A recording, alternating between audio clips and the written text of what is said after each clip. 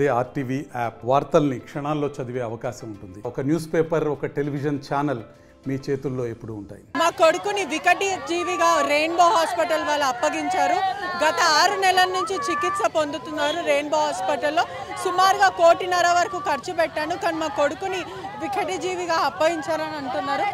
అసలు ఏం జరిగిందమ్మా? సుమారుగా ఒక 6 నెలల నుంచి వీళ్ళు చికిత్స తీసుకుంటున్నారు, 1.5 కోటి వరకు ఖర్చు పెట్టారు. ఏమంటున్నారు? అది కార్జం ఖరాబ్ అయిందని చెప్పారు మేడం. కార్జం ఖరాబ్ అయిందని చెప్తే వాళ్ళ మామయ్య కోసి పెట్టిర్రు.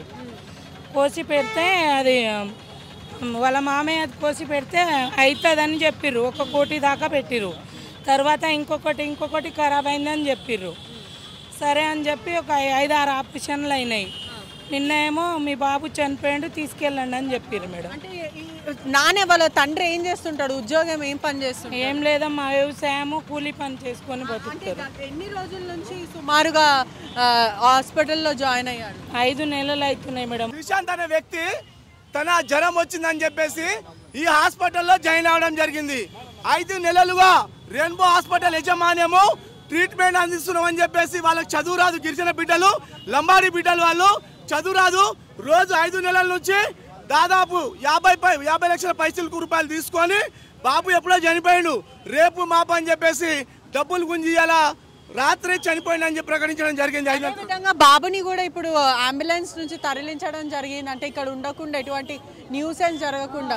ప్రస్తుతం మీకు ఏమంటున్నారు తల్లిదండ్రులు? ఏమంటున్నారు? తల్లిదండ్రులు అయితే ప్రేమ, యాజమాన్యం ఏమంటుంది? యాజమాన్యంతో మా వాళ్ళు మాట్లాడారు, మా సంఘ నాయకులు. కాబట్టి అనేది ఏంటంటే మా వాళ్ళతో చర్చలు జరిపారు. ఆ చర్చ అనేది వాళ్ళకి తెలుసు ఏం జరిగిందనేది.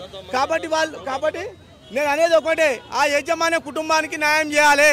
వాళ్ళు కట్టినటువంటి ఫీజు ఏదైతే ఉందో అది రిటర్న్ ఇవ్వాలని చెప్పేసి నేను ప్రజా సంఘాలుగా మేము డిమాండ్ చేస్తున్నాము. ఇది ఒకటే సంఘటన కాదు, ఇలాంటి సంఘటనలు చాలా జరిగినాయి. దీంట్లో మెడికల్ ఆఫీసర్ వైఫల్యం ఉన్నది. రాష్ట్ర ముఖ్యమంత్రి రేవంత్ రెడ్డి బ్రహ్మాండంగా చెప్తుండే ఏమని, మేము ప్రతి హాస్పిటల్ ఏది జరిగినా కూడా మేము చర్య తీసుకుంటామని ముఖ్యమంత్రి చెప్తుండు. ఎందుకు చర్య తీసుకుంటలేడు అని చెప్పేసి మేము నంగారపేరి లంబడకుల పోరాట సమితి నుంచి మేము మాట్లాడుతున్నాము. ఆయన అంటాడు వాళ్ళు న్యాయం చేయకుండా డెడ్ బాడీని ఎట్లా తీసుకుపోతారు? న్యాయం చేయాలి కదా. కాబట్టి ఖచ్చితంగా న్యాయం చేసే వరకు మేము పోయే పరిస్థితి లేదు. ఇన్నే కూర్చుంటాం. ఏ ఆఫీసర్ వచ్చినా, ఏ డీసీపీ వచ్చినా ఏంటంటే బంజారా హిల్స్లో పోలీసులు ఆయన మీద పీడీ యాక్ట్ పెట్టాలి. నిర్లక్ష్యం జరిగినప్పుడు ఆయన మీద పీడీ యాక్ట్ పెట్టాలి. ఎందుకు పెడతలేరు పోలీసులు? ఎందుకు పెడతలేరని నేను అడుగుతున్నా. అంటే ఇలా తెలంగాణలో ప్రజాస్వామ్యం ఉందా లేదా చెప్పవలసిన అవసరం ఉన్నదమ్మా. వాళ్ళు మాట్లాడుతారు ఏం జరిగిందో మేము చెప్తాం. జ్వరం వచ్చిందని ట్రీట్మెంట్ చేసి అదే జరిగింది. ఇప్పుడు జ్వరం వచ్చిందని చెప్పి గత 6 నెలల నుంచి 5 నెలలు 6 నెలలు అయింది. ఇప్పుడు 6 నెలలు అయింది. 6 నెలలు అదే కంటిన్యూ చేస్తున్నారు. జ్వరం ఉన్నదనే కంటిన్యూ చేస్తున్నారు. కానీ మాకు కూడా ఇలా ఉంది మీ ప్రాబ్లంకు అని ప్రాబ్లం నుంచి చూపించలేరు. వాళ్ళు చెప్పలేదు, వాళ్ళు చెప్పడం జరగలేదు, మాకు చెప్పలేదు. బాబును మేము వస్తే కూడా చూడనిచ్చిర్రా బాబుని 6 నెలల? మాకు చూడని వాళ్ళ మదర్స్ కు పంపించడం. అసలు ఎంతవరకు ఖర్చు పెట్టిరన్న? అసలు జ్వరం వచ్చింది అని చెప్పి పిలుచుకొని ఏమైనా అసలు బాబుకి ఫస్ట్ జాయింటీస్ వచ్చింది, తర్వాత లివర్ ట్రాన్స్ప్లాంటేషన్ అయింది. జరిగిన తర్వాత ఒక 2 డేస్ తర్వాత బాగానే ఉన్నాడు బాబు.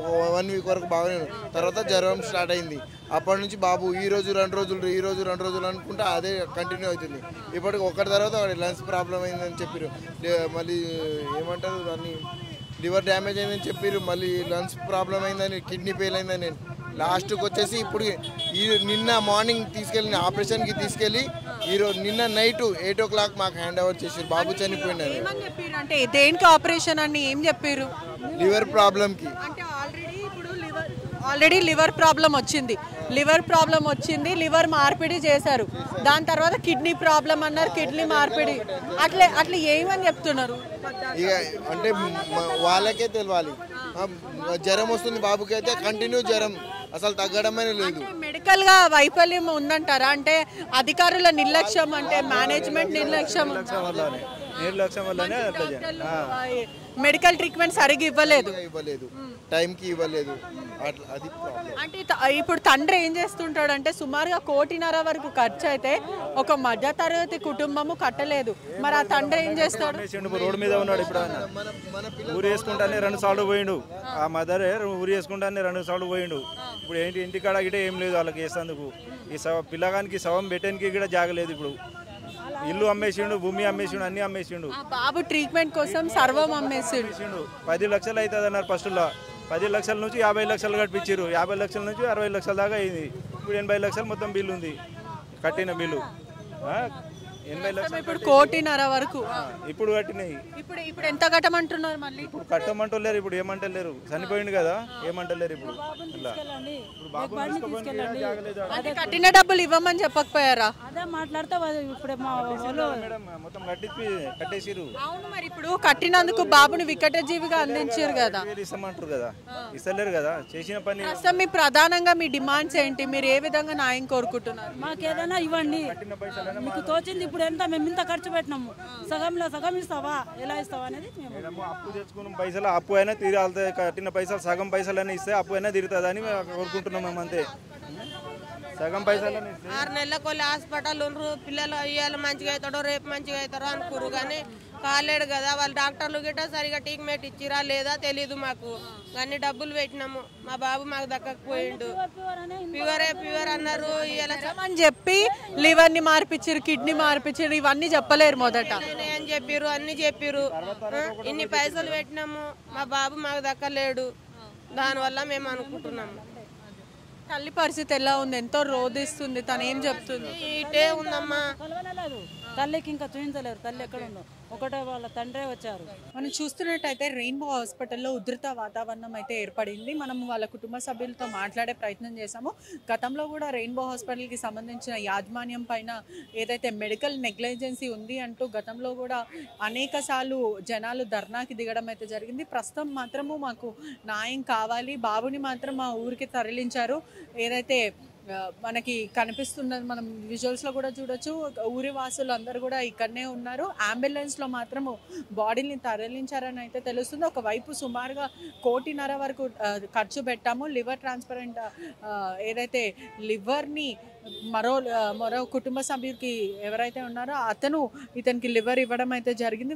కుటుంబానికి సంబంధించిన వాళ్ళే లివర్ ఇచ్చారు. ఆ తర్వాత బాడీలో ఇన్ఫెక్షన్స్ వచ్చాయంటూ కుటుంబ సభ్యులు చెప్తున్నారు. ఒకవైపు మనం చూసుకుంటే అయితే కూడా ఎంతో రోధించడం జరుగుతుంది. సుమారుగా ఫండ్స్ అడిగి మా ఇల్లు అమ్మాయి అంటే తండ్రి కూడా ఒక మిడిల్ క్లాస్ మధ్యవర్తి కుటుంబానికి సంబంధించిన వ్యక్తి, ఆటో నడిపిస్తూ జీవనం సాగిస్తాడని తెలుస్తుంది.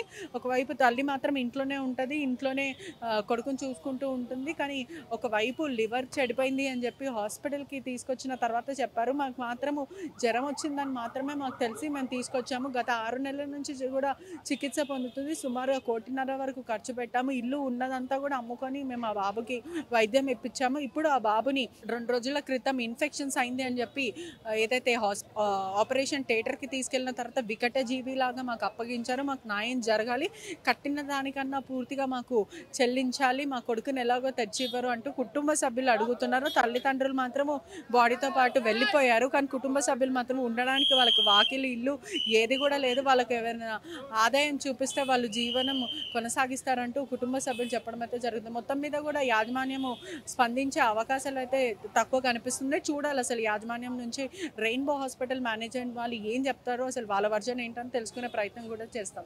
కెమెరామెన్ శివతో పెట్విష రిపోర్టింగ్ RTV హైదరాబాద్. మరిన్ని వీడియోస్ కోసం ఛానల్ ని సబ్స్క్రైబ్ చేయండి, లేటెస్ట్ అప్డేట్స్ కోసం వాట్సాప్ ఛానల్ ని ఫాలో చేయండి అండ్ లింక్ డిస్క్రిప్షన్ లో ఉంది.